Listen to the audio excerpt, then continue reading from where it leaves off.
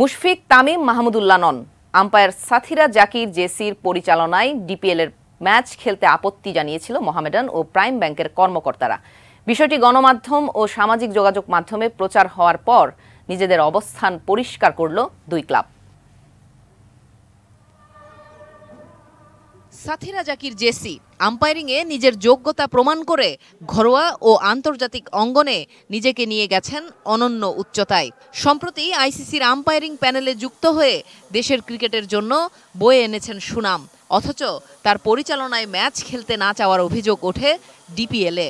এই আপত্তি ক্লাব নাকি ক্রিকেটাররা তুলেছিলেন সেটা নিয়েও তৈরি হয় ধোঁয়াশা। ঢাকা প্রিমিয়ার লিগে মোহামেডান ও প্রাইম ব্যাংকের মধ্যকার ম্যাচে জেসিকে নিয়ে দুই দলের আপত্তি তোলার খবরে সারা দেশ যখন তোলপাড়, তখন নিজেদের অবস্থান পরিষ্কার করল দুই ক্লাব। নিজেদের ফেসবুক পেজে খবরটিকে ভিত্তিহীন বলে বিবৃতি দিয়েছে প্রাইম ব্যাংক। মোহামেডানও অস্বীকার করেছে তাদের বিরুদ্ধে ওঠা অভিযোগটি। পার্সোনালি মনে করি this is not a issue, কথাটা বুঝছেন।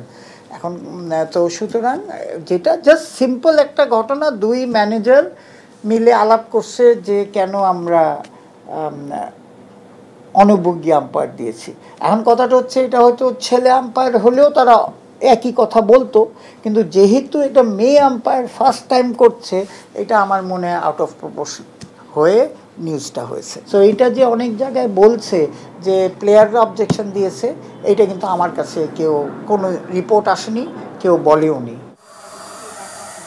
বিষয়টি আম্পায়ার্স কমিটির চেয়ারম্যানের কানেও এসেছে। তবে জেসি একজন নারী আম্পায়ার বলে নয়, অভিজ্ঞতা কম বলেই নাকি গুরুত্বপূর্ণ ম্যাচটি তার পরিচালনায় খেলতে আপত্তি জানিয়েছিলেন মোহামেডান ও প্রাইম ব্যাংকের অফিসিয়ালরা। তবে আম্পায়ার্স কমিটির কাছে আনুষ্ঠানিক আপত্তি তারা তোলেননি। ওরকম কোনো পরিস্থিতির সৃষ্টি হয় নাই। এগুলা যেগুলো বলা হয়েছে এগুলো আসলে মিথ্যা, বানোয়াট। সত্যি কথা, এটা বানোয়াট। আমরা আম্পায়ার নিয়ে কোনো কথা বলি নাই, বরঞ্চ আমি অ্যাপ্রিসিয়েট করি মেয়েটা খুব ভালো ম্যাচ পরিচালনা করেছে সেদিন। বিষয়টি নিয়ে ম্যাচ রেফারি রকিবুল হাসানের কাছেও কোনো অভিযোগ আসেনি, বরং আম্পায়ার জেসির প্রশংসা করেছেন তিনি। কোনো রকম কিছু লেগে নেই, কোনো রকম কোনো কিছু আমার কাছে এটা অবাক লাগছে। এটা যখন আমি শুনছি কোনো আপত্তিকর কিছু যারা বলে থাকে তাদের ক্যাপ্টেন্সি বোর্ডেও তো তারা কিছু বলে নাই। জানা গেছে 25 এপ্রিলের সেই ম্যাচ শেষে জেসিকে নাকি অভিবাদন জানান মাহমুদুল্লাহ, মুশফিক, তামিম সহ সিনিয়র ক্রিকেটাররা।